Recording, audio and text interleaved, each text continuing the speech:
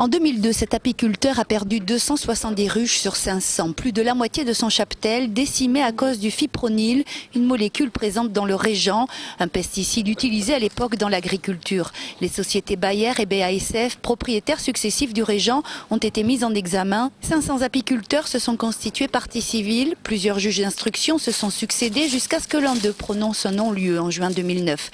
La Confédération paysanne et l'UNAF, l'Union nationale de l'apiculture française, font appel pour que s'ouvre enfin le procès du régent. On ne comprendrait pas qu'il n'y ait pas de procès alors qu'il y a des éléments dans le dossier d'instruction, ce qui est un dossier assez énorme, qui permettent sur beaucoup de points de faire valoir que ces produits, notamment le fipronil, donc, est toxique pour l'abeille et dangereux pour l'environnement. De son côté, BASF Agro, l'actuel propriétaire du régent, s'appuie sur la décision du juge d'instruction en juin 2009. Les conclusions sont que le régent TS n'est pas responsable des mortalités d'abeilles qui ont été constatées en France depuis un certain nombre d'années. Donc relier les mortalités d'abeilles uniquement à une cause pesticide, c'est ne pas tenir compte de la réalité.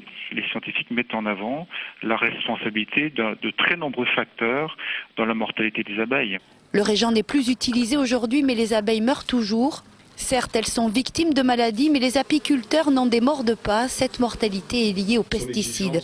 Quelle que soit l'issue du verdict, l'UNAF est déterminée à ne rien lâcher, convaincue qu'il s'agit du dossier du siècle après ceux de la vache folle et du sang contaminé.